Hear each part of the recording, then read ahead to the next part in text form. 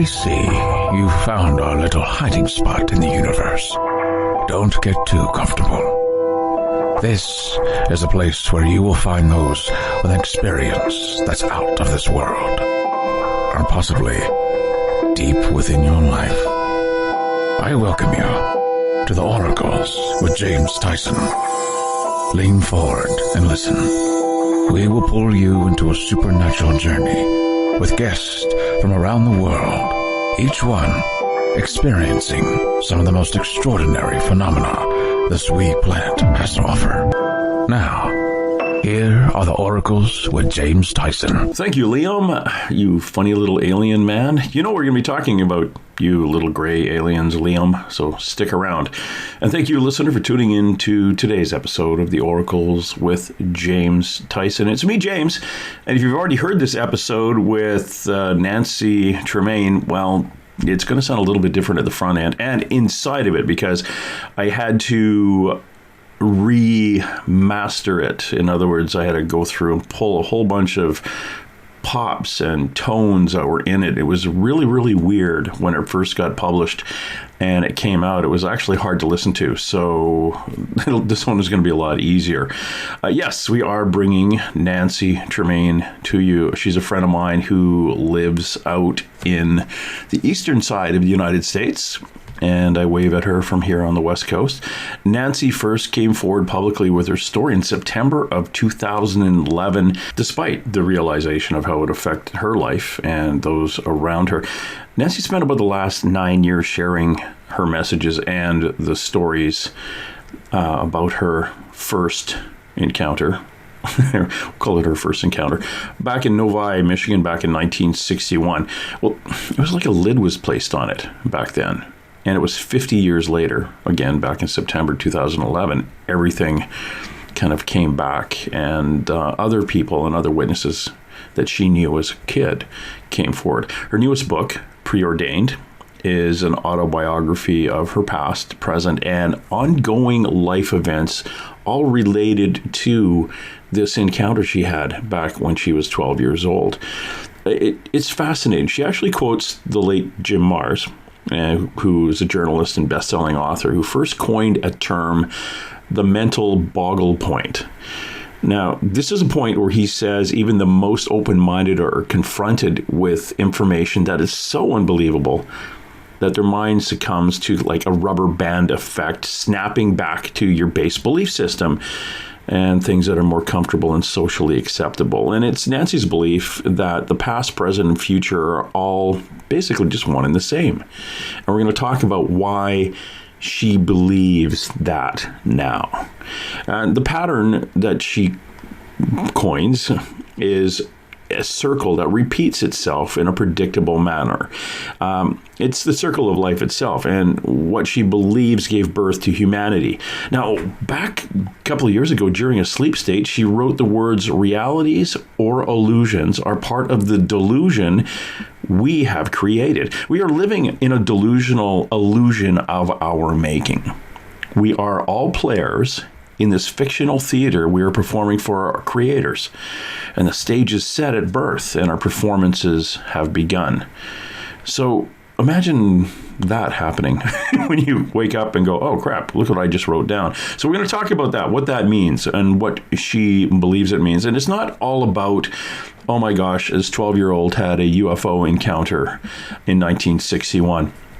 No, Nancy has been having UFO encounters since then. And those are the kind of things that came out through regression, hypnotic regression, where like Skeeter Wellhouse will come through and say, okay, sit down, we'll pull that the information out of that 10 hours you've lost. Or we're going to talk to you about this time that you can't remember and pull things out. And she goes back to the same location all the time, seeing the same beings on a craft, basically on what we all call, it's a UFO. So Nancy's very, very interesting when we talk about things like that. She is, for me, this is my police brain kicking in, she lived what she's saying. She's not, this isn't something she made up. This happened in 1961. She came forward in 2011. It wasn't like, oh, I'm going to make $1 million off of selling a paperback book on the internet, because for us who are familiar with how selling books work, it doesn't work that you're going to be independently wealthy. And you really don't want to come out of the closet saying, I've had all these ET experiences. In fact, at the age of 62, I was pregnant and had the baby taken, and, my gosh, you're going to get thrown in a loony bin or just be told that you're crazy. Well, she's not crazy.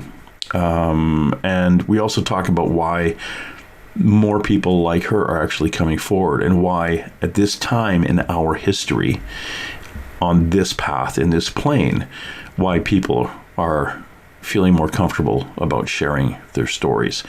And it's very interesting because this isn't a writer that you'll find on the New York Times bestseller list. This is Preordained, is on Amazon, as well as her first book, which is called Symbiosis, Love Beyond Space and Time. These are paperback books that you find on Amazon. She's not doing this for the money. This is something, a part of what the story is supposed to be given at this time, and at the level it is supposed to come out at. Again, these books that you'll find on Amazon by ET experiencers aren't hardcover on the New York Times bestseller lists because they're not supposed to be there yet.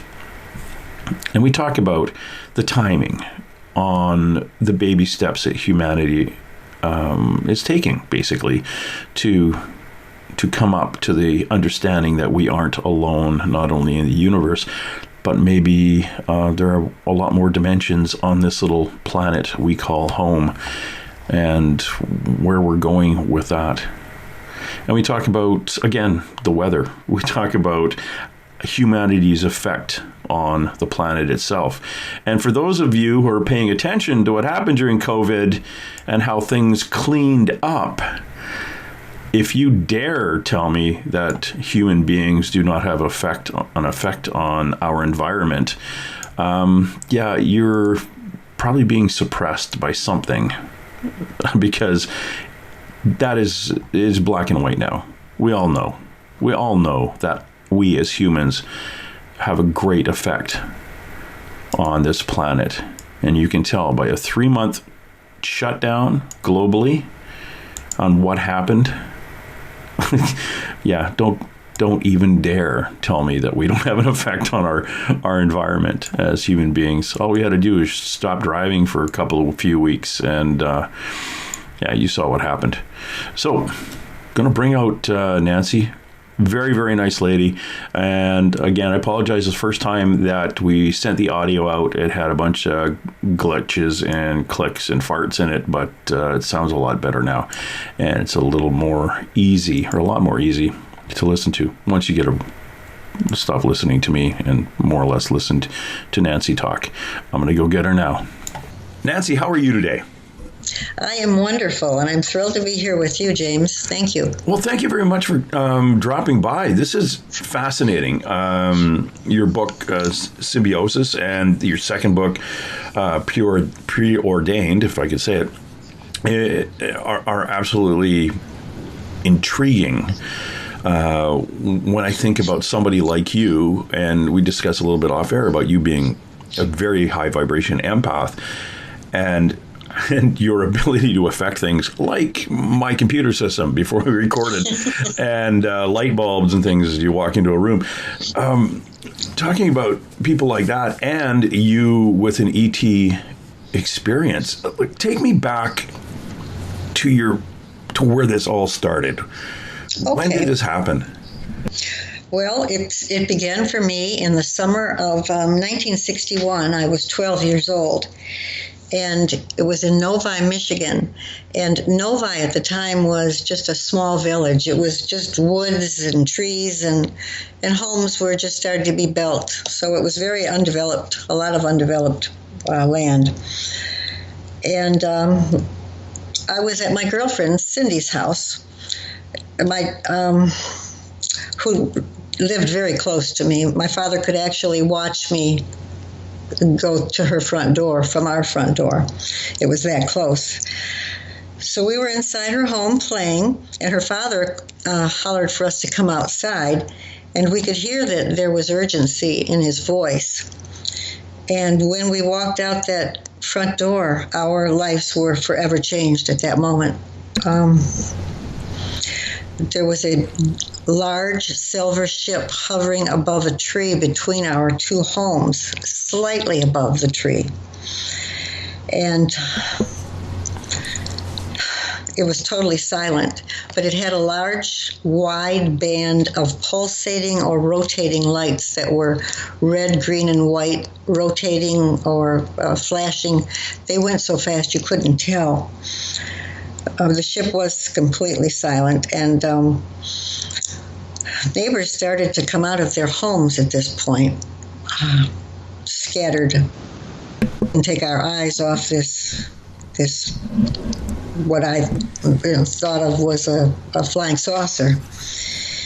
And the funny thing was Cindy's father was adjusting a small tripod telescope, if that tells you how long he had already been watching it before we got out there.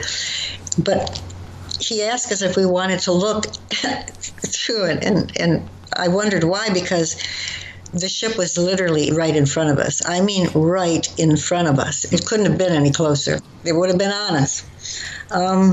Then we watched as a police car was coming down and turned in front of where we were all standing, me, Cindy, her father, her younger brother, and one of the neighbor men, and they coasted. They actually coasted the police car to a stop. You could hear the gravel road. That was the only thing you could hear. They both got out of the car and they walked with their front to they never turned their backs on the ship. And they walked up with the incline where we were all standing. And I remember that I grabbed the arm or leg of the one police officer, and I tried to voice 3 simple words which came out in slow motion. Is this real? It was so hard to get those 3 words out. I had to know that he was seeing, and everybody else was seeing what I was seeing. I couldn't make sense of it. He never said a word. And then we watched as a car started coming towards us down Meadowbrook Road, which is the road that my home is on. And this car is putting itself closer and closer to the ship, almost bringing itself underneath the ship. And I know I was wondering what is going to happen when, well, the beam of light came out of the bottom of the ship, and it was aimed at the car. It was aimed at the hood of the car. And when that beam of light, and it went down slowly, and when it hit that hood of the car was immobilized at that point. And that's when I started jumping up and down. I don't know if it was hysterics or what made me do it, but I started jumping up and down, and I was yelling, "Over here, over here." And Cindy is grabbing me and telling me to stop it. And at that point, the ship tilted on its side, and it spoke to me. It said, "We see you."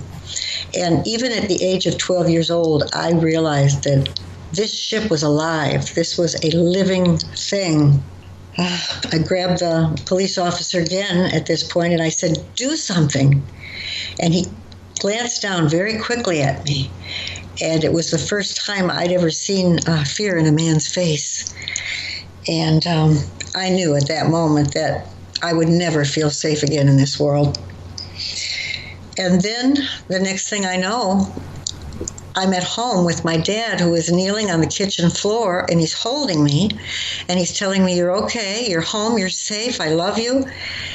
And I glanced at the clock, and my father was a World War II combat soldier. Our home was run like a boot camp. I was never allowed out past 7:30 or dusk, and I mean spankings. And it was getting dark out. It was 10 minutes to 9, and I couldn't understand why my dad was so glad to have me home and it's almost dark outside. I asked him if I could call my mother, who had taken a part-time job 3 days a week from 5 to 9. And I called her, and she said she was going to get off in 10 minutes. And she said, I heard about, I don't know what she called it. She said, customers have come in the store and told me about it. And that night, my father silenced me. He silenced me. He shook me, and he asked me if I understood what he was telling me, that I was never to speak of this again. And I understood. So I knew that I had to store all of this information in the back of my mind.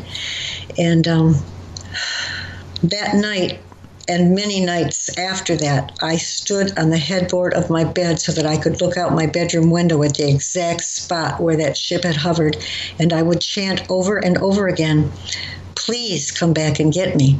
Well, who was I asking to come back and get me, and why was I saying that? And they must have left me with, I had no idea that I had been on board at this point. None, not for 50 years. But they must have left me with very positive, loving feelings for me to long for them the way that I did.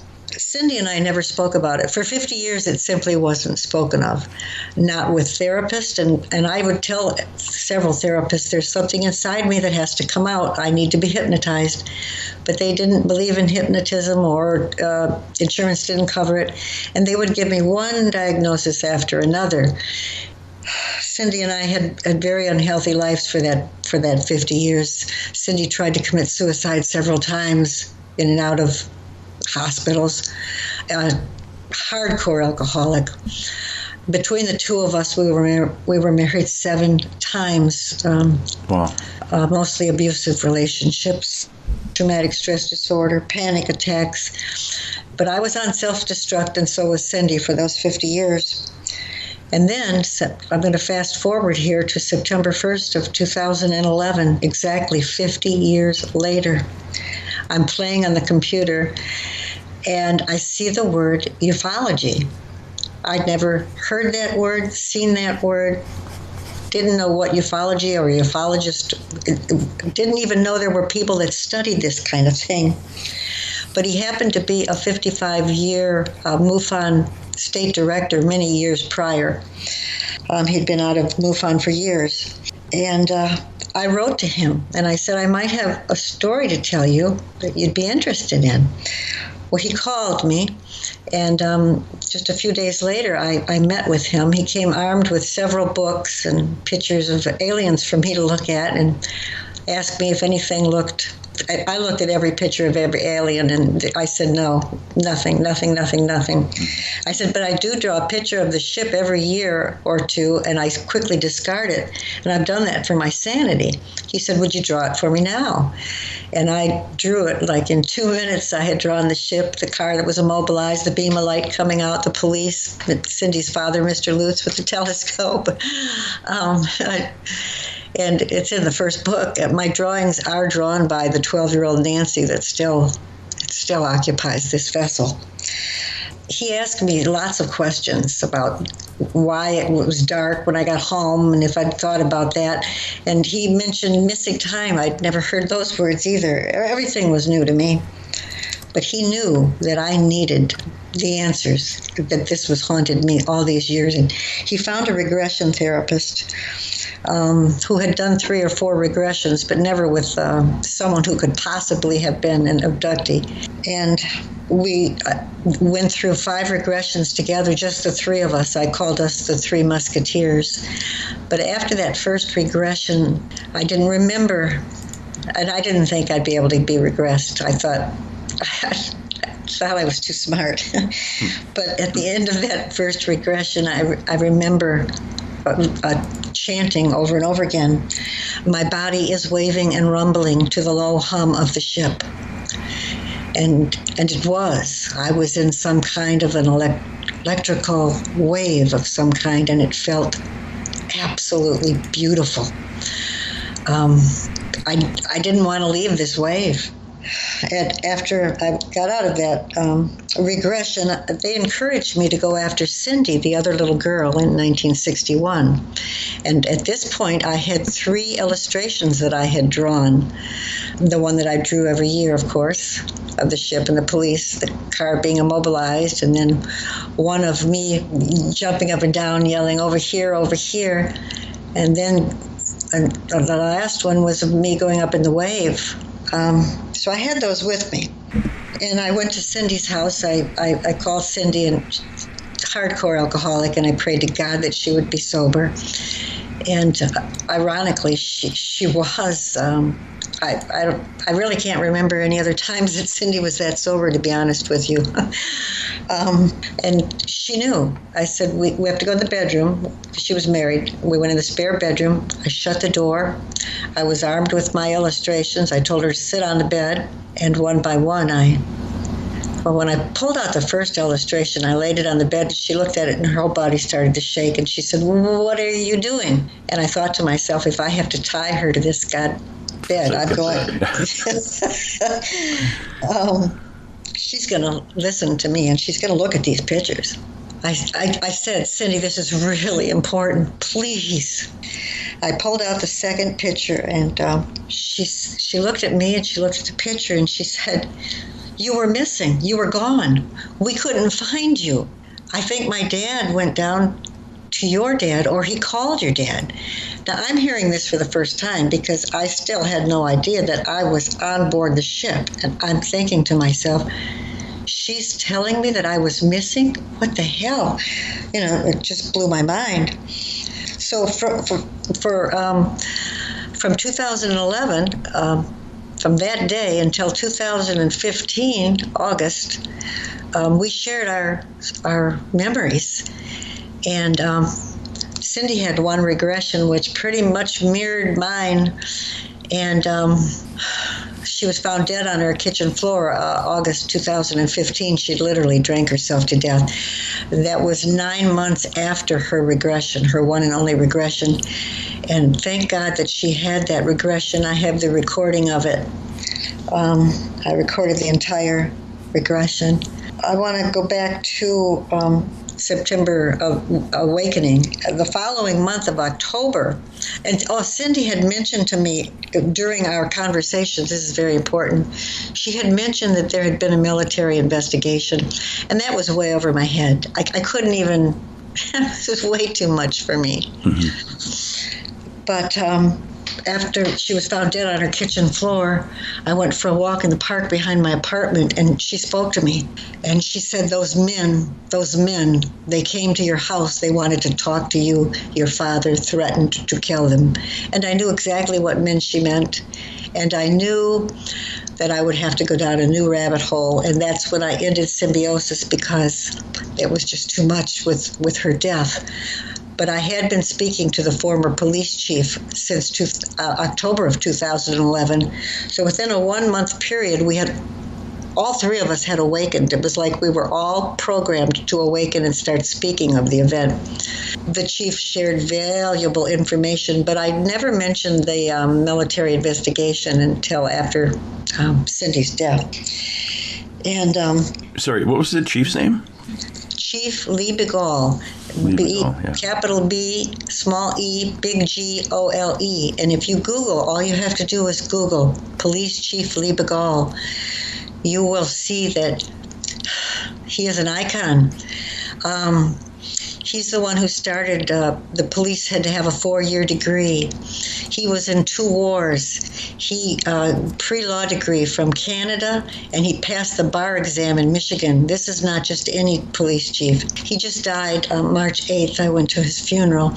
But he was like a father to me all those years, and I've recorded, and he allowed me to record our conversations. He was like a father to me, and he put his reputation on the line for me. And take your time. It's okay. I know. I would love to share some of the information that the police chief Lee Begall shared with me. I actually dedicated Preordained to him for daring, for sharing, and for caring enough to put his reputation on the line. He never had any children. So, and you can hear in some of our conversations that he is like a father to me. And I'm little girl Nancy talking sometimes. There is actually a street named after him in Novi. We spoke for 7 years, and I'm going to share now some of the information that he gave me. And he spoke to the Detroit Historical Society. He did an interview, we both did, with the Detroit Historical Society in 2017. And at the end of the interview, I knew that interview would never make it to the internet.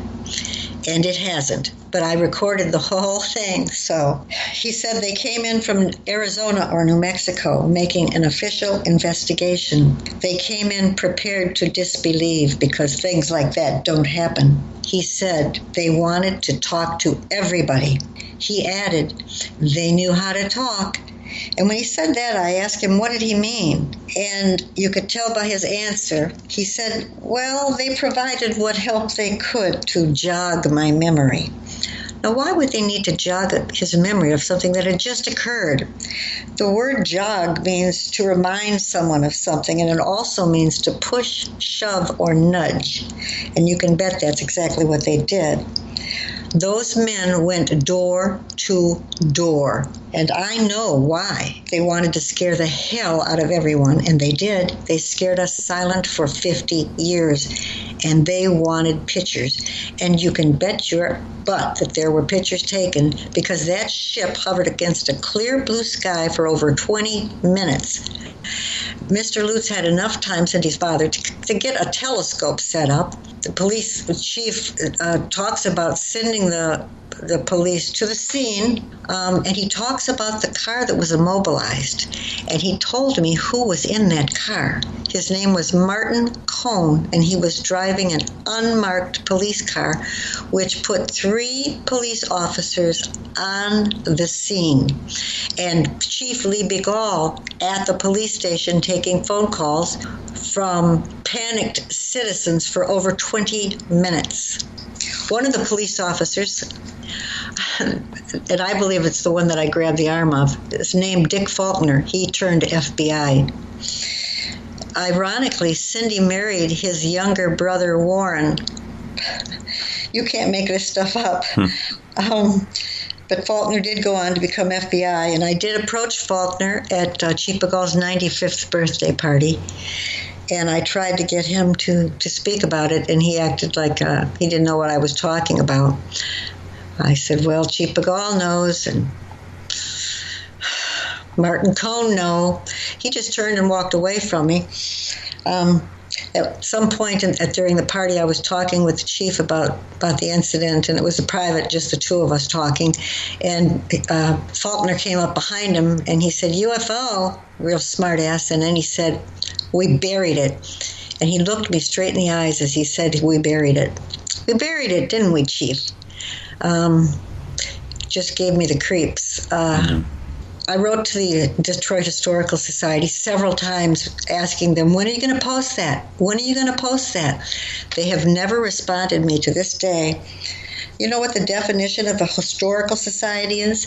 It's an organization dedicated to preserving, collecting, and researching. These societies are created as a way to keep future generations aware of what's going on. So apparently this Detroit Historical Society has forgotten its job. But as soon as this COVID is calmed down and libraries are opened again, I am going to find a way to go in with all of my recordings and play them of former police chief Lee Begall in Novi, because he is an icon in Novi. In fact, 2020, just prior to his death, there's a short interview with him. He was 99. He almost made it to 100 years old. So that's how well respected he was. He was police officer of the year last year in Novi, just before his death. He was still a policeman at the age of 85, wasn't he? Didn't he retire at 85? Yeah, he was. Yeah, he was working part-time. He wanted to retire, and they told him they wanted him to stay, and he did stay part-time. Yes, the last 2 years of his life he was living with family, because he got to the point where his mind, he had good days. He had good days and he had bad days. And I just lived for the good days when his memories were so clear.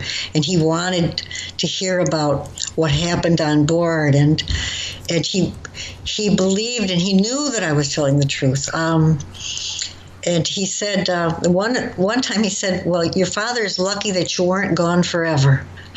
He validated me in every way. So losing Cindy and losing Police Chief Lee Boggle did me in. I had a minor breakdown after Boggle's death, and of course after Cindy's. These are emotional breakdowns, and all they are is they're emotional overloads. And empaths can only take so much, and they're on overload, and they need to get away. I do what I call locking myself into my apartment. I live alone. I'm a loner. I shut the doors, lock everything up, and close the curtains, and I close myself in, and I to get my energy back. Humanity takes so much out of me. They exhaust me. If you were to go back to the girl who was, 12 years old, did energies bother you back then? Or do you remember if you had the same intuitive feelings back then? Well, I know that I was the family. I'm the middle child, and everybody laughed and said, well, we got to tiptoe around Nancy because she'll cry at anything, and my dad would say, you've seen this episode of Lassie 20 times, he lives, and I'd still cry.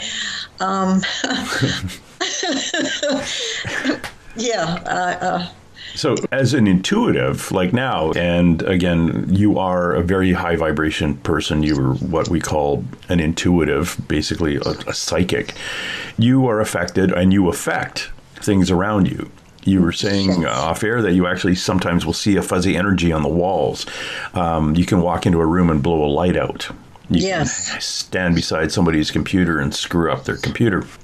This is very common with people who have a higher vibration. The reason I asked, I was curious if it was something that maybe occurred on craft or it was something that you had coming in. And do you know if your friend was also that way?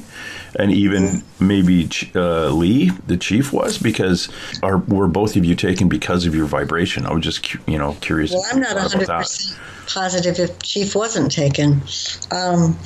Okay.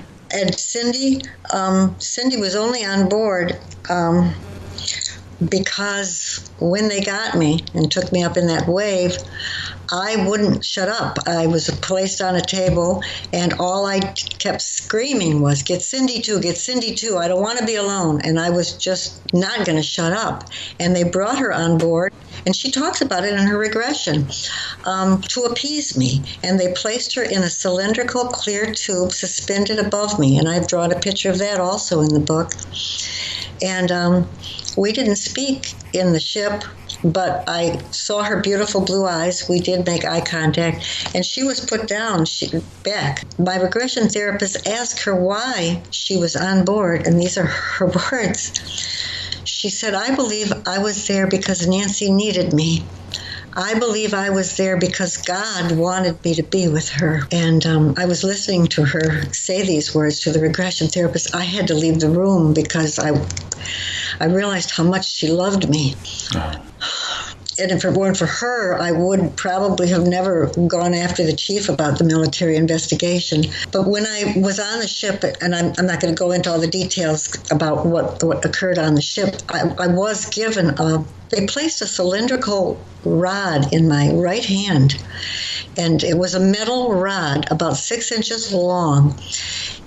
And there's 3 grays, and they're staring at the wall, not at me or the wand. And I realized, after I'd drawn this illustration, I'm looking, and I realized that what they're doing is they are monitoring what they are putting in my hand. It's in this wand. In 1961, they were giving me the information and the words that I am speaking now and have been speaking since 2011. And they're still slowly, I am giving information, and Preordained is just, it's far from a UFO book. It's how far I've grown and come. But when I looked out the window of the ship in 1961, when I first got on board, I know I'm jumping all over, but I wanted to answer your question. I looked out the window, which was the red, white, and green flashing lights. It was nothing but a window on the inside of the ship. That was windows all the way around. And I had to stand on my tiptoes. I was so tiny to see out the window. And when I looked out, I could see the tree that we were hovering above. And I could see Mr. Lutz, Cindy's father, with the telescope. The police were gone. The neighbors were gone. The police car was gone. There was no one there except Cindy's father. So, you tell me. I just think if everybody's gone, what were you looking at? Were you? Yeah, it does baffle me too. It's like, we'll call it cloaked. Was the craft actually still visible to everybody on the ground, or was it gone? Did they perceive it was gone and everyone left? That's really interesting. Yes, and I was taken to stay with strangers after that. My mom, I remember her driving me to stay with these complete strangers, and she left me there. It seemed like forever, but it was probably only a few days until things cooled down. And my father was flown to California. My father was hydraulic engineer in the aerospace division of Vickers in Michigan, and he'd never gone on a business trip in his life. And right after this, they flew him to California on business. And they offered him a job in Australia. Wasn't that nice? Yeah. We're trying to get you out of town right now. And let's hide your daughter for a bit, too. You said when you had that little cylindrical piece of metal in your hand, there were 3 grays. Yes. So grays, we know now, it's the common term for the common ET types, the big-headed grays. I just called them the worker bees because I really didn't feel, they weren't mean and they weren't trying to hurt me. They also did a laparoscopy, the needle in the navel, and they told me that they wanted to see inside. Now, the reason they used those words is they couldn't tell me they were going to harvest eggs because I wouldn't have understood that at 12. Mm-hmm. But I would understand that they wanted to see inside. And the one gray got up real close and in my eyes, and he said, we're going to, because I was like a maniac screaming. Mm-hmm. We're going to do what we're going to do. And you're going to go home and you're going to be safe. And at that, I knew at that point that they meant business, and I just relented.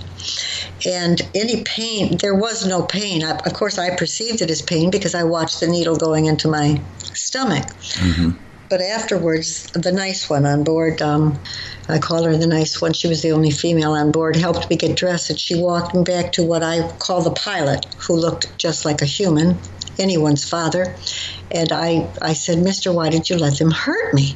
And he said, your pain was perceived. He said, I want you to find the positive in every perception. There is a positive in everything, And to this day, I still remember his words no matter how bad things get. And I always can look back and see, yes, there was positive. There is.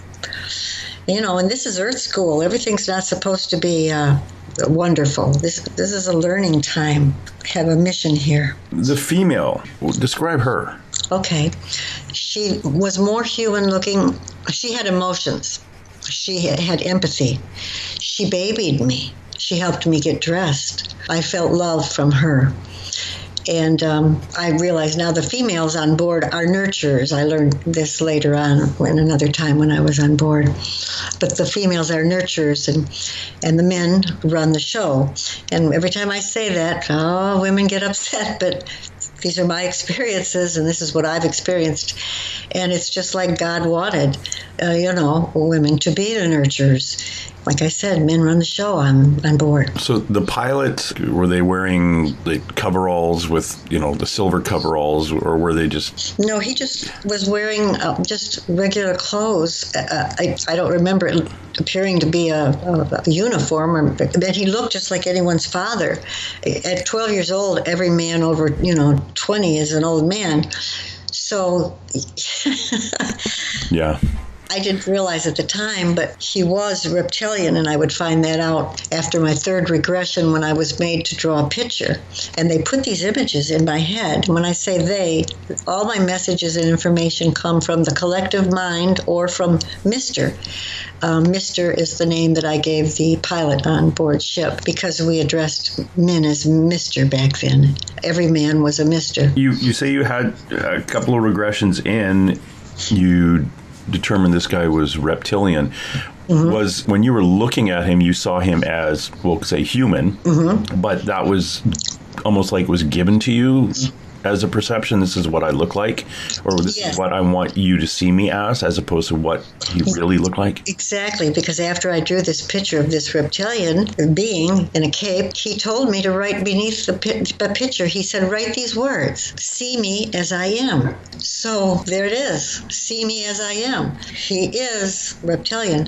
I do not see him in reptilian form. Now he's an energy, he's a thought, he's a knowing, he's a message. In fact, the last message I got from him, I really love. He said, sometimes a woman has to act like a man to be treated like a lady, because I wasn't taken seriously for a long time. How to say this without sounding conceited, but I was an attractive woman, and I went to a few MUFON meetings, and I think it was difficult for a lot of these men to get past me as a woman. And I asked one of the people at MUFON, I said, am I credible? And his words were, credible? You're incredible. We don't even have a frame of reference for your stories. Wow. Even with my pregnancy pictures, even with the tracks that were left behind my apartment, and a farmer came out to investigate them, there's no way that those could have been placed there. Even with the sighting of an orange orb, even with one of my best friends is an attorney. He saw me pregnant with the hybrid. They didn't want to even hear. I had recordings of Police Chief Lee Bagal. Hello? I asked at one of the meetings, do you want to hear? Instead, they had speakers get up, and I'm 70 years old. I'm telling it like it is. They were so boring that literally the people would go to sleep. It was all I could do to stay awake. They were talking about, they think they saw a ship.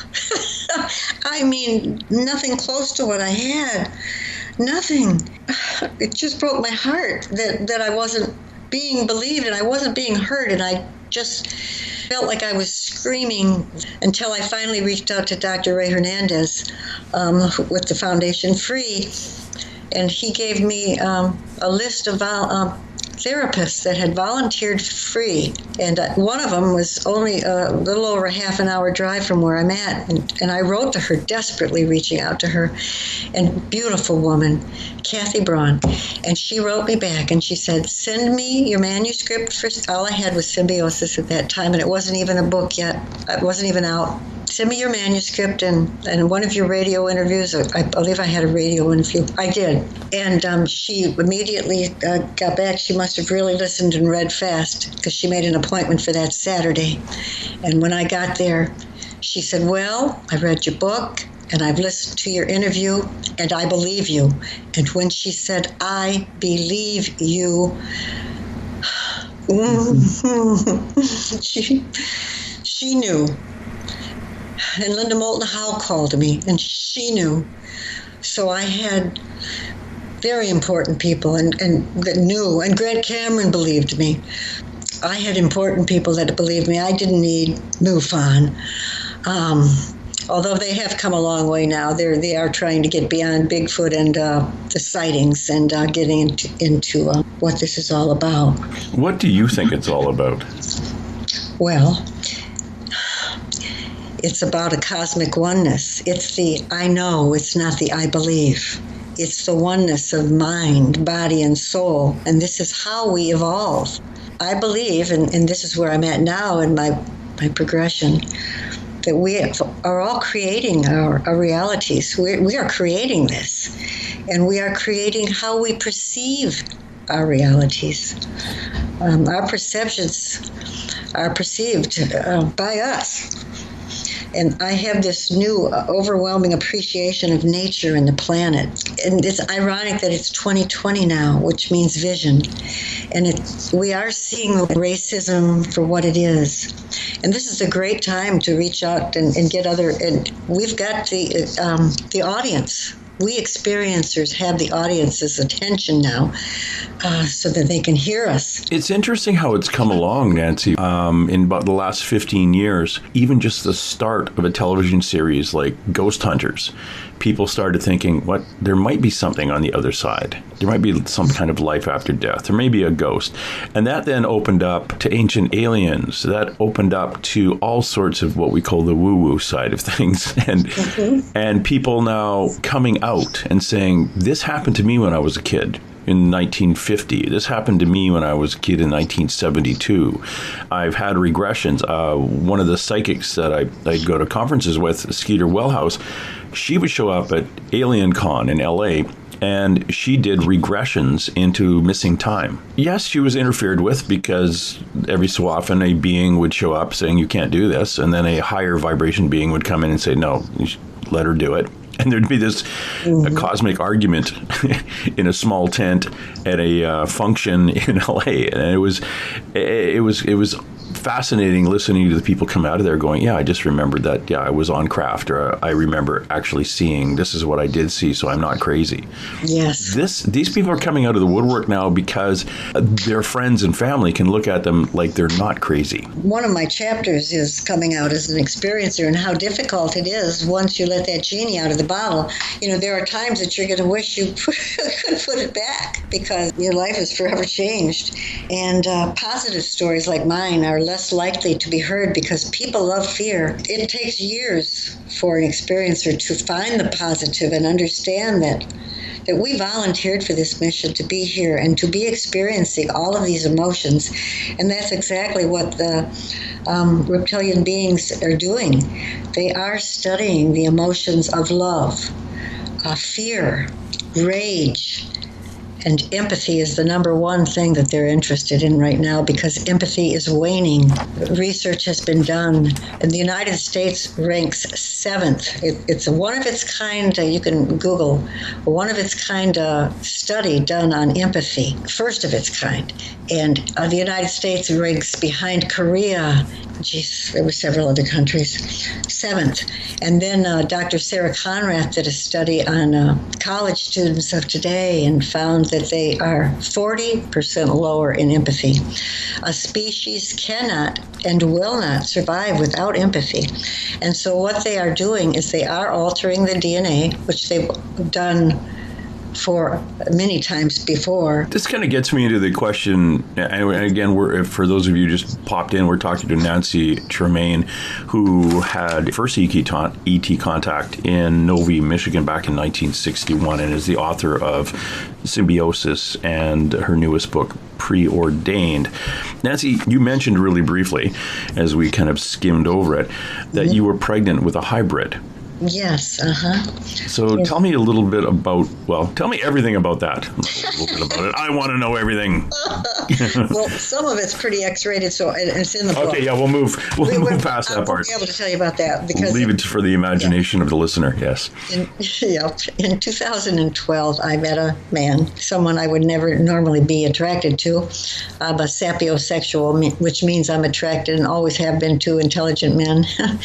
And that wasn't nice. I just said that. That's okay. He wasn't someone that I would normally be attracted to, but there was a sexual chemistry between the two of us that was unbelievable. He was a prison guard at the time, 6'6", he said 250. I think he was closer to 300, and I'm 5'3", 105 on a good day. So we made a very unlikely couple, but the sex kept us together. Anyway, a month after I met him, I was 62 years old and I was pregnant. And he said, "What's going on?" My stomach, I work out all the time. If you could see my my living room, it's exercise equipment free weights, Pilates machines, hula hoop. I work out almost every day, speed walk.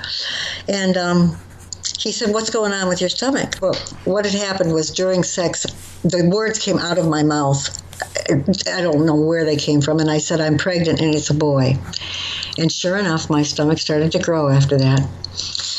And as tiny as I am, it showed right away. My mother would often tease. She said, it's like putting an olive in a tube. And I said, "I'm pregnant." And he humored me. And I was at my best friend Tom's, the lawyer. And he said, "What is up with your stomach?" And I lifted my shirt and I said, "I'm pregnant." And he said, "Well, you better stop being pregnant." That's how that works. That's how that. But he knew I was, and he even wrote a validating email to one of the radio hosts, telling him that he had seen me, even though he knew it was impossible. I'd had a tubal ligation, and I was 62 years old, and I went through my change of life in my late 30s. I was lucky. 38, 39, I'd gone through my change of life, but yet I was pregnant. And what happened is I woke up on April 15th, and I had morning sickness and you're only pregnant for 2.5, 3 months when you're pregnant with a hybrid. And I knew the name of my son. They'd given me his name as Drax. When I woke up April 15th, which happens to be tax day, this is a sense of humor they have here in the United States, because the tax write-off, I said, "Oh, geez, you can't make this stuff up." My stomach was flat, and I felt empty. And I knew that I wasn't going to be caring for Drax. I knew that he belonged to them. And I asked them, whenever I ask them a question, I usually get an answer. Not when I want it. I want a question. I want the answer now. But I asked them first, how did they get me pregnant? And I was shown an image of a large bowl and a spoon mixing motions. And I was to understand that Drax was a combination of me, Sid, which stands for someone I dated, and Mr. And I was taken on board to see my son, and he was being held by a female, and I recognized her right away as mine. She was a caregiver for Drax, and her name was Faylene. And it was another false pregnancy that I'd had in the late 80s. And ironically, that baby disappeared also. And she wanted me to hold Drax. And even though he was swaddled in a blanket, I could tell that he wasn't what I expected. He had this large head and a hunched back, and I was mad. I felt tricked. And I was put back. And then I felt awful, and I cried, and I begged them to please let me see my son again, and I promised if they did that I would love him. And I was told by Mr. Drax is exactly as he is meant to be. He is a loving and gentle being. He is a thinker, a judge of sorts, as every society needs judges. He will make many wise decisions. See, some of the messages are locked in my mind, and they always come out, the same. You get information as you sleep. One of the things you wrote in sleep state was realities or illusions are part of the delusion we have created. I would love living it. a delusional illusion of our making. We are all players in a fictional theater. We are performing for our creators. The stage is set at birth, and our performance has begun. Absolutely. And I hang on to those words for 12 days because it was way over my head. But next to those words was a circle. And inside the circle, I'd written the words consciousness, sound, light, energy. And I was made to understand that circle depicted the womb that gave birth to humanity. And then in parentheses were written the words, the what is. And I now understand that the what is God or the cosmic mind. Sorry, Nancy, one more time. What was written in the circle? The words consciousness, sound, light, love, energy, all of those words. And I understood that that was the womb, that it was the depiction of the womb that gave birth to humanity, which is still really deep. So I ended up sharing my words with Grant Cameron and Kevin Estrella. And Kevin Estrella ended up a quantum physicist.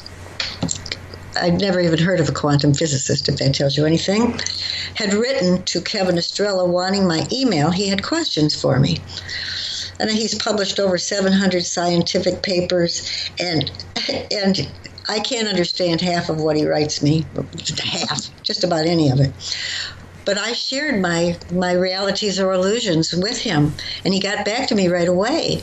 And he said that what I had written in a sleep state was compatible with the words of a man by the name of Paul Brunton, who I'd never heard of, a.k.a. Raphael Hurst, who was a best-selling author, a spiritualist, a yogi, and he believed in communication with the divine. And his words gave me the title for my book. These are the words that Paul Brunton had written. Quote, "The world pattern is preordained. It is written out like a stage play. The author is God." Brunton himself saw himself as a puppet being manipulated, and he states that every instant is preordained by the past as well as by the plan. Even our freedom of will is preordained. Not only do we affect those whose lives come in contact with ours, but those lives that seem too remote are unlinked to ours. There are unseen filaments connecting man with nature, man with destiny, and man with man, end quote. That's one of the things that in interviewing a lot of people, primarily interviewing psychics, and those also with connections to things like elemental beings and speaking of multidimensional beings, that everything is connected and energy is all the same. A friend of mine right now is fascinated with the ability to bend cutlery, like fork bend and spoon bend. And she said it's really easy once you realize that nothing is solid and everything is energy and we're all the same energy. So her energy of her hands is the exact same energy that is in the spoon. Mm-hmm. And it's all fluid, that there's nothing that is solid. And as soon as she gets that in her head, then she can bend the spoon. And I'm looking at it thinking, mm-hmm. My God, what do you mean by that? That 2 or 3 sentences means so much on a global level. Absolutely. But she focuses it to herself by just bending a piece of cutlery. So it's fascinating. And to look at who we are as a species, connected to other species, connected to trees, connected to rocks, whatever. Everything. It is fascinating, and the more we understand that, the closer with one another we really should be. Not only with one another, but the planet we exist on.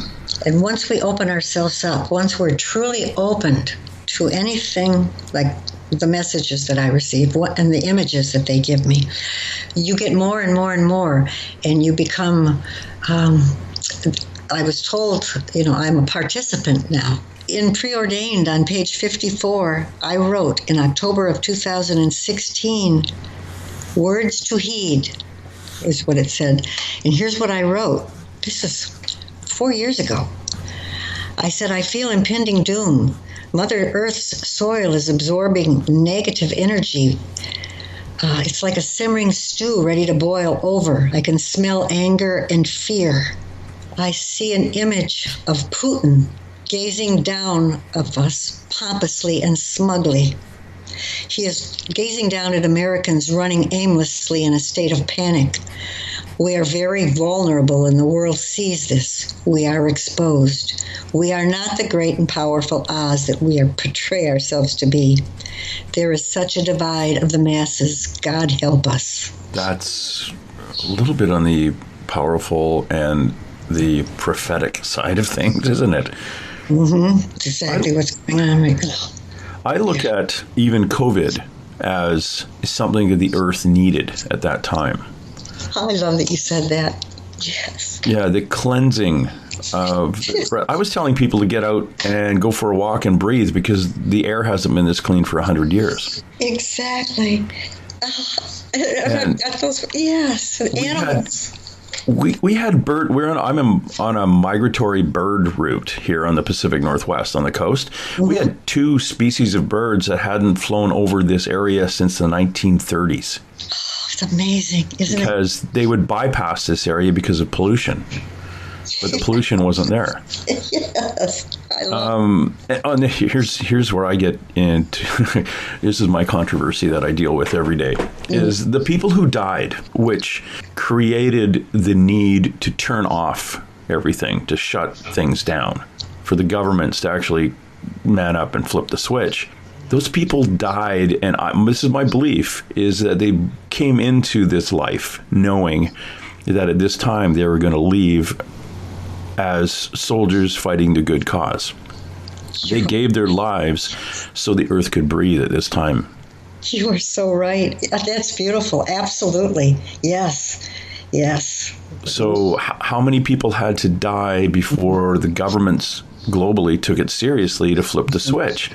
Well, there had to be a number, and that number had to be reached. And the majority of the people were in the last parts of their life anyway. So they said, I'll check out now because it's going to be good for the planet. So they did. But, most of us laying back going, well, grandmother died or grandfather died, I feel really bad about it. But those are people who don't understand that we don't really die. There is no end. Exactly. We are just energy that moves on to where we're supposed to go. And it's a good death. They died for a cause. The greatest cause is the earth having a break. Yes. Hopefully more people realize that it's obvious that we are affecting the planet, because when we shut off, it's obvious that the planet came back. So you can't say, oh no, it's just, the cycle of the weather or something like that. No, dude, look, we shut down for 3 months. This is what happened. We had clean water. We had birds coming back. We had dolphins coming back to the canals of Venice. You could see the bottom of for standing on the canals. And now I'm sure right now they've started up all the gas-powered boats in the canals, and it's going to get polluted again. But at least we were given the opportunity to see that we have an effect on the place we live, and that we're connected. That's how connected we are as humans to it. Beautifully said. They're just beautiful. Yes. Thank you, James. That was beautiful.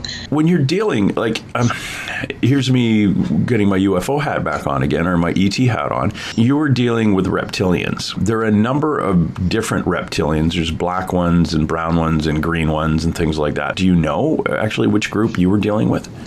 I've only seen Mr., so I don't know. I drew a picture of him, and he's in the book. Or the collective. Is the collective the reptilians? I don't know. I think it's the collective mind. In fact, I'll have to take you back to an incident that happened in October of 2015 when I was on board ship.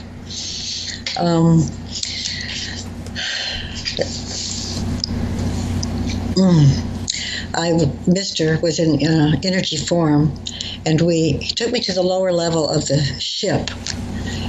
And you have to understand that I know nothing about the computer. I wrote the first beginnings of both my books in Google Compose, in the drafts, saving it, because I don't know anything about the computer. So when we got to the lower level of the ship, all it is, from floor to ceiling, is computer chipboard.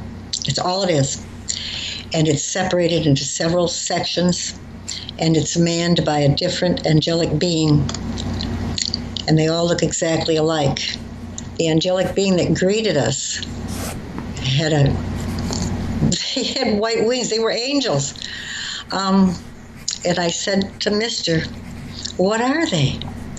Angels? They all have wings. And I could feel his humor when he gives me messages or we communicate.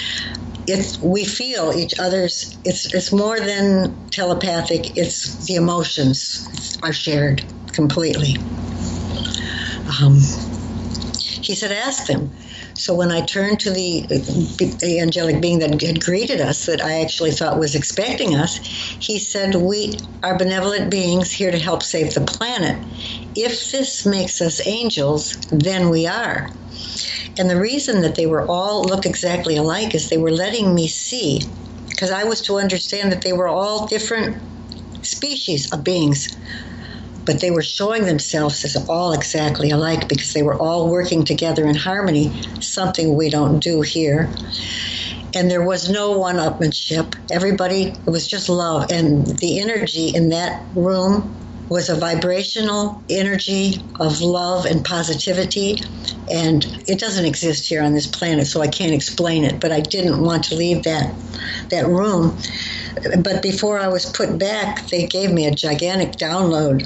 They just filled my head, and I was immediately made to write everything down and what they had shown me. And they had shown me this vision of it looked like twisted threads or fibers. And that's all I could see in my vision. And a tweezer came down and took one of the threads out.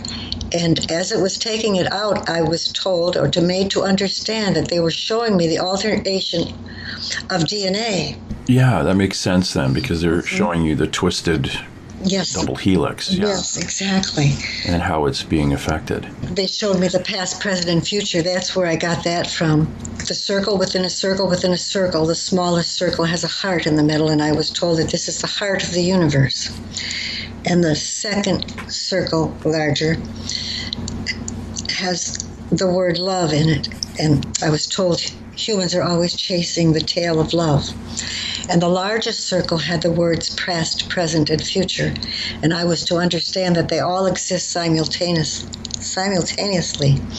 All of it at once. You know, I'm still trying to process all the information that I get. To me, it would be overwhelming and coming in waves like it has been through your life to get information from beings that are so advanced and trying to process it through our, I almost said monkey brains. We're playing catch up right now. And there are people like you around the planet that are having access to this information. It's almost like it's planting the seed. In your lifetime, will you see the seed germinate and start to grow? I don't know. Oh, it's growing all the time. Yeah.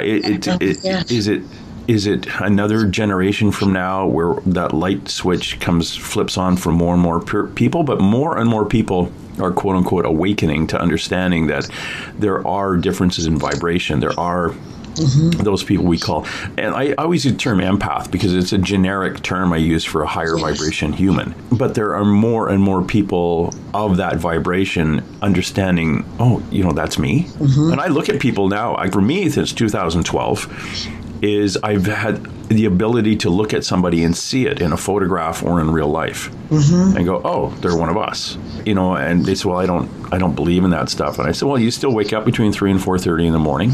What? How did you know that? Well, have you ever seen shadows in your bedroom when you were a kid? Yeah. Do you know you're dreaming while you're dreaming? Yeah. Yes. Well, that's a dictionary definition of a lucid dream. That's only us. That's 24 to 26% of the population. There was a thing nobody's actually studied that said what's the percentage of empaths. Well, it's like, accounting water. It's like you can't. It doesn't make any sense. But they have done a lot of studies on lucid dreaming, and depending on whose study you read, it's 24 to up to 29% of the population. But I've yet to meet an empath who doesn't lucid dream, and I've yet to meet a person who lucid dreams who is not an empath. So conversely, I just say, only empaths lucid dream. Yeah, when you can tell someone when you're dreaming and you say, hey, I'm in a dream. Yeah, and people think lucid dreaming is all flying unicorns and rainbow farts and stuff like that. No, it's not. It's just knowing you're dreaming while you're dreaming. And funny, Nick, when we were kids, and this is another thing we do, is in our dreams, we could have this great dream, wake up, go to the bathroom, come back, press play, and start again. That's only us. Yeah, that's an empath thing. Yeah. And that's me pounding my shoe on the table about empaths. But these people are beginning to awaken. And one of the divinations I was told, or like I got from psychics, were saying, your job is to point out these things to people, let them digest it, and whatever, and plant that seed. It's trying to get people to awaken, to understand. And what I mean by awaken is to understand that is who they are, and maybe do a little bit of research in it. And that's why you're an empathic person, or have empathy. This is why you're in a career choice that is a maid, a butler, a waitress, a waiter, a chef, an artist, a teacher, a nurse. You're in a career that helps people. And that's what makes you feel good. You're in a helping career. Yes. Because our connection with mankind is to help each other as one group. This has been going on more and more in the last 15 to 20 years. People, we've had, this person's a star child, or that person's an indigo, or whatever.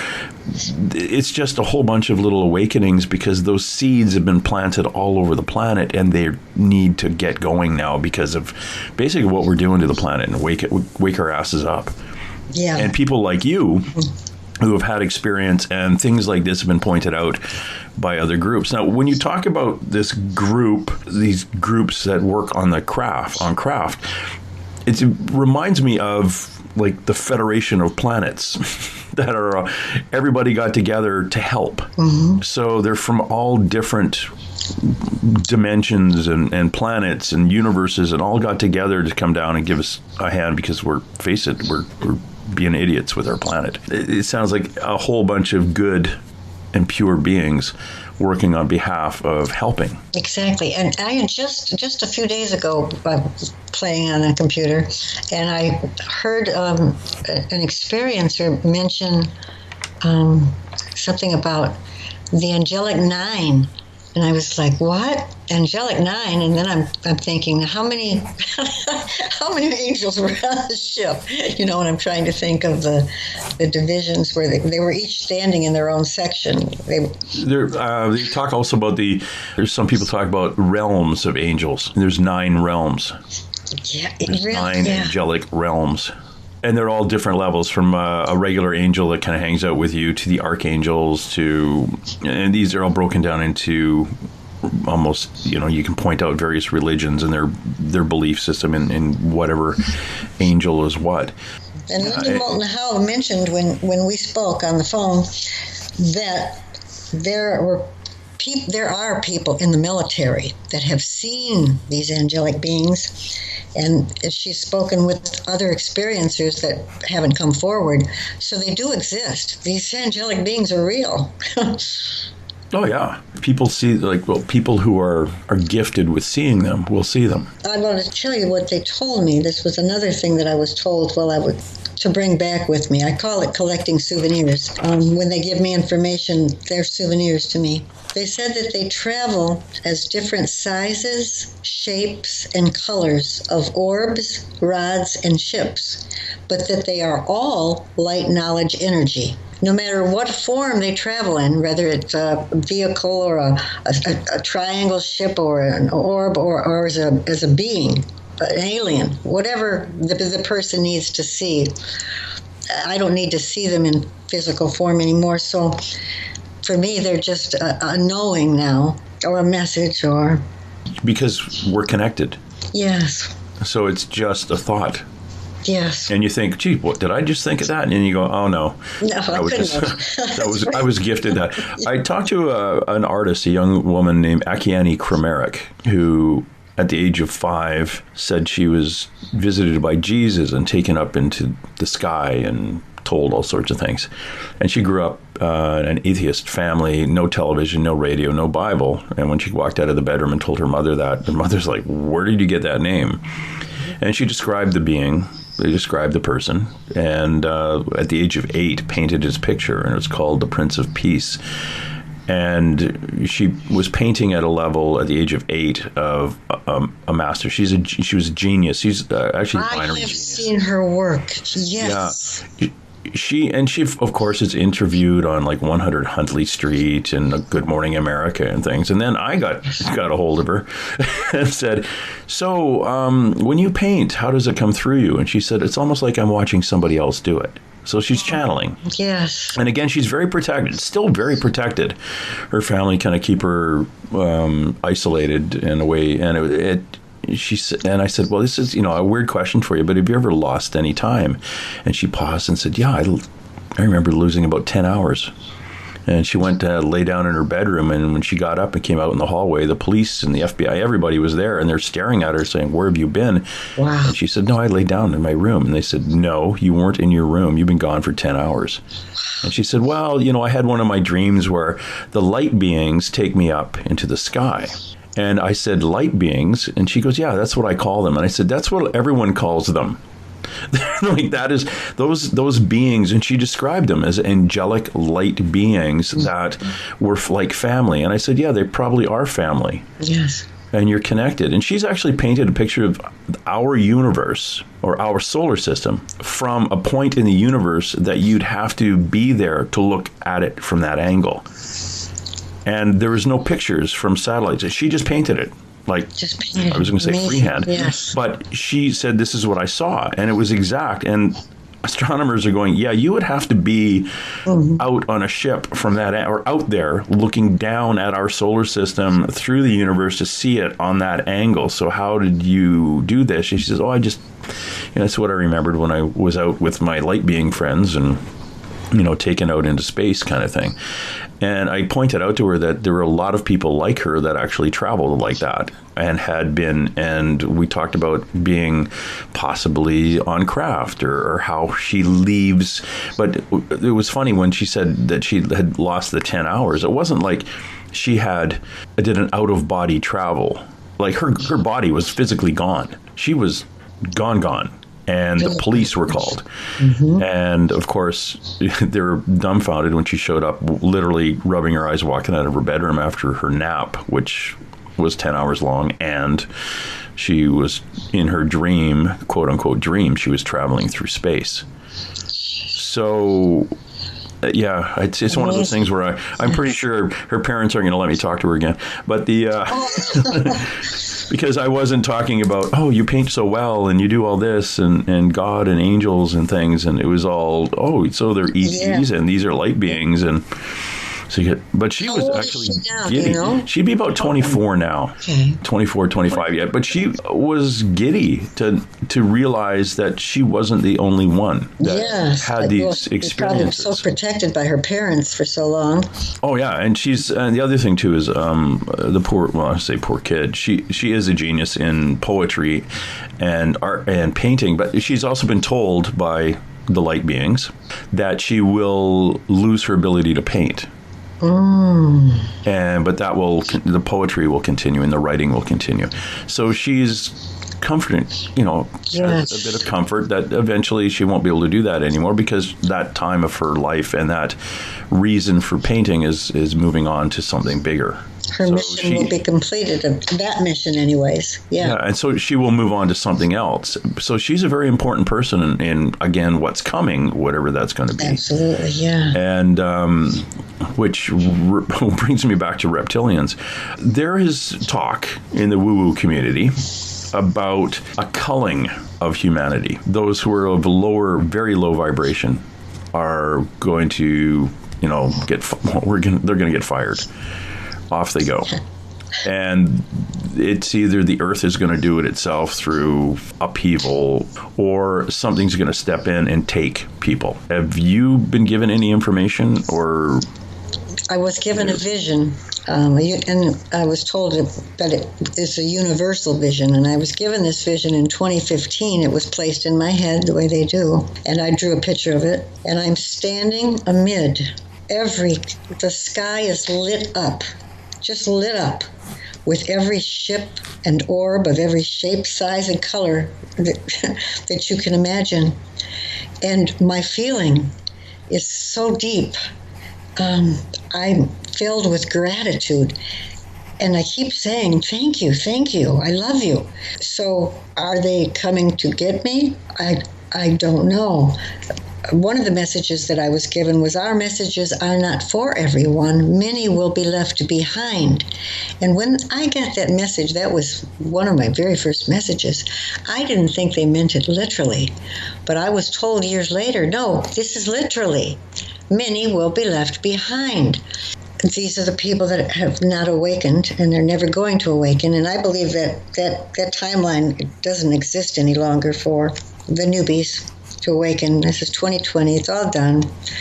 So the awakened ones, either we're going to go, because this planet does need to be cleansed. It needs to be cleansed. The weird one I have, and this is from another ET experiencer who's been taught on craft. Mm-hmm. She's been, and again, she's had the 3.5 month pregnancies and gone to see her children and things like this. And I'm not going to mention her name because she was afraid to come out and say this out loud. Okay. But she'd been taken by the black reptilians to their planet, and she saw where they lived, and the water was a very big thing for them. Like if you had a garden in front of your house with lush plants, that showed you were affluent because you could waste water on growing plants. But she saw areas, what were called the meat markets, where the things that those reptilians were eating were actually human. And she said that a deal was struck that if we don't get our collective poop together and we start screwing up this planet, those who are not awakened were going to be taken. And she was shown a vision. She was sitting in a van with her children, and the reptilian was driving the van, and he said, you just guys wait here. And she was watching her neighbors being taken out and put in these large glass containers and sprayed with this reddish brown substance to disinfect them, and off they went. And this was happening at a global level. And the deal was, now if you want to go back to biblical times, was this snake in the Garden of Eden actually a reptilian, and was the deal made back then? Because she said things like archangels aren't going to step in to help you. You're like, the deal was made. And it was because we only had one job. We had one rule. It was the golden rule. Do unto others as we'd have them do unto us. Mm-hmm. And we screwed that one up. Those people who aren't awakened were going to be taken off planet. That was the deal that was made, and there would be a percentage left to look after things. Now, I had a show with a guy named Gregory Possiman, who's a psychic who also does channeling, and the Archangel Michael came through, and I kind of indirectly asked him about that, and he said, we are shown those things because they are taken almost like a prophecy, but the only reason we are shown, given those views into what could happen, is that we have a collective consciousness that we haven't tapped into, and that we can actually change the outcome. Yes. So will that happen? It's going to be up to us. Because we create our reality. Yes. Now, this was psychic number one. Psychic number two, completely different person. I happened to say, hey, you heard anything about reptilians and people being taken? And she's, what do you know? And I said, well, this is what I heard. And she said, yeah, that's what I heard too, from her reptilian contacts. And then I had a friend of mine who said, I had a dream, and she's another Royal Canadian Mounted Police who's an intuitive. She said, I had this weird dream. I was actually remote viewing a remote viewer in a place called Concrete, Washington, where they were trying to interfere with reptilians taking people and putting them into glass boxes. And they were trying to interfere with the way that those people were being picked. And I said, what? Where did you get this? And she goes, that was a dream I had. What do you think? And I said, oh, you have to talk to Psychic A and Psychic B. And I said, are you sure Concrete, Washington? And she said, yeah. And I said, okay, you've got to talk to Skeeter Wellhouse. She used to do remote viewing with a group out of Concrete, Washington. I got a couple of the pictures of the people who run the group, and I sent it to my friend, and she goes, oh, that's the guy I was remote viewing. And the guy she picked, was the head of the group in Concrete, Washington, as a remote viewing. It was the most bizarre thing. And this was all in the last 3 or 4 months. Again, I've been kind of concerned about this, but when I understand that we do have the power as humanity to get our collective poop together, this may not happen. It's just trying to get focused on doing unto others as we'd have them do unto us. Opening ourselves up to be more empathetic to fellow man, but not only to man. Like you say, we're all connected. We are the earth. We are all here. So not only am I going to be more loving to my fellow man, but I'm also going to be loving to the earth under my feet. So hopefully we can bypass that whole culling and being off to a food market, the meat market somewhere on a foreign planet. But those are the black reptilians. That's why I was asking you which reptilian you ran into. Yeah, no, I've never had any negative experiences with the reptilians or the collective mind. I can't even comprehend that, and I distance myself from. Like I said, I'll never do any documentary or anything where they're playing scary music in the background to a documentary, and then this, oh my God, some of these shows. Yeah, I understand reptilians are very, just like humans. There's a whole bunch of different ones, different races. They are scientists, doctors, researchers, geneticists, teachers, and watching over our evolution. They've been doing it for 240,000 years. They created us. This is my belief, and my belief only, but yes, I believe they created. When you look at there's so many other civilizations on this planet that have disappeared, and we find like remains of them, and we're going, well, maybe it was these people or that people, or they're just ruins out of stone in the Philippines or Thailand or something that people are guessing on. It was like 20,000 years ago or 10,000 years ago or 2,000 years ago. We don't know when this was built, and we have no idea of the population that did it. So how many times have things been started and then going, it's not working. We're going to have to shut this one off and start again somewhere else. Interesting. That's where your past, present, and future are all simultaneous. It's just with an educated guess. What do you think's going to happen? Well, I one of the things I don't do is talk politics, but we're in trouble. Well, we are in so much trouble. Yeah. But we're supposed to be in trouble, aren't we? Yeah. Yeah, so it's our fault.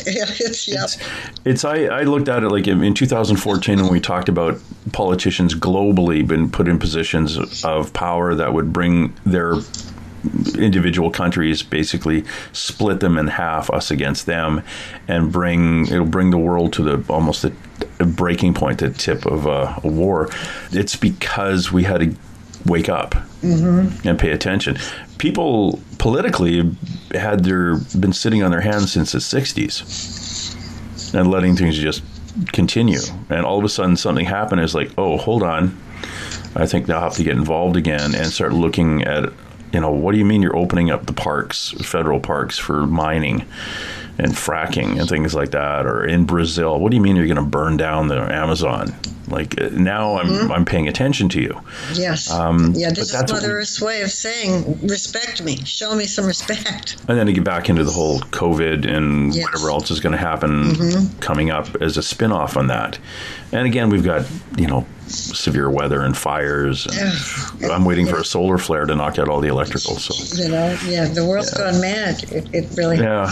Let's put it this way. Instead of saying the world's gone mad, the world is mad. The world is mad, yes. Yeah, it's very angry with what's going on, and if it's a lot bigger than us, and when it gets mad, it could really hurt things. So, one little shake, and we could be all flying off the planet. And in your books, you've got your two. You've got the Preordained is the newest one. Yes. It's out, and if anyone's looking for it, you can just Google Nancy Tremaine and Preordained. Yeah, they're both on Amazon and Kindle. And they're on Kindle. Grant Cameron published, Sir Grant Cameron published Symbiosis, and Philip Mantle published Preordained. Oh, good. Well, maybe Philip's going to be knighted too then. It's like if Sir Grant Cameron did the Symbiosis, then maybe that's why That's why Philip jumped on it, because he wanted to be knighted. I'm kidding, because I know Philip. Preordained is your autobiography of your past, present, and the ongoing life events that are coming in now. And I noticed you quoted the late Jim Mars, who I've interviewed, and I always say to him, like, when he passed, one of the things I thought of is like, oh, finally, he now knows the answers. I was happy for him to pass. I was sad that he passed, but I was happy that he did, because he had so many questions while he was here. And I'm sure like an hour and a half later, he went, oh, that's what happened. Those are the guys who did it. That's what happened to JFK. That's what kind of spaceship. Oh, I saw. Yeah. And yeah, so it was nice that you quote him. I wish I could have met him, and I wish I could have met Dr. John Mack. Same birthday as him, exactly 20 years younger, but I just adore Dr. John Mack. I'm tickled that you dropped by here today. Thank you so much. I really enjoyed this. Yeah, and it wasn't as stressful as you thought. No. Oh, yeah, it was. But it's okay. I'm relatively nice to hang out with. Yes, you are. Yes. And I hope to maybe come back and bug you again one day. I would love that. Yes. And we can talk a little bit more about, we'll talk about, well, mostly the stuff we talked about is in Preordained, your new book. But symbiosis, that's fascinating, what happened at the beginning. It's amazing. You know, I know we could get into a lot of the stuff that we didn't cover. Yeah, let's do that. We'll do that again. Again, we've been talking to Nancy Tremaine. Please go look her up. Do you have a website yet? No, you don't know how to use a computer. Hold on. Anybody can write me at tremaine.nancy@gmail.com, and I will get back to them. I'm on Facebook. Okay, we'll hit you up on Facebook. I got lots of Facebook. Good. We'll hit you up there. Again, Nancy Tremaine. Go to Amazon, check out her book, Symbiosis and Preordained, her newest one. If you're interested in the UFO question, which if you're listening to this, you definitely are interested in that. So please, I recommend you get one of those books, or actually get both of them, because it fit great into your ufology library. It's wonderful to have you, Nancy. Thanks very much. Thank you, James. Watching you while you sleep all alone. All right, that's it. Let's roll. And hey. Let's be careful out there. Far over the snow, what are those voices? They sing as they go. What are those voices?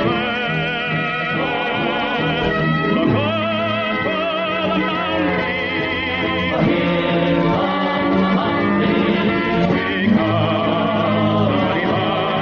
Because somebody better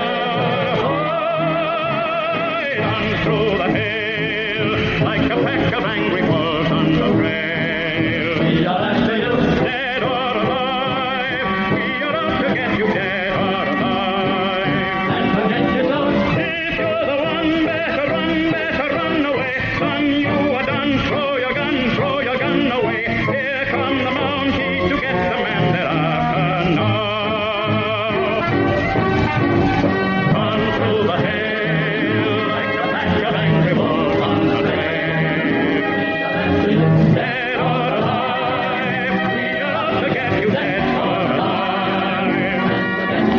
If you're the one, better run away. Son, you are done. Throw your gun away. Here come the Mounties to get the man they're after. No!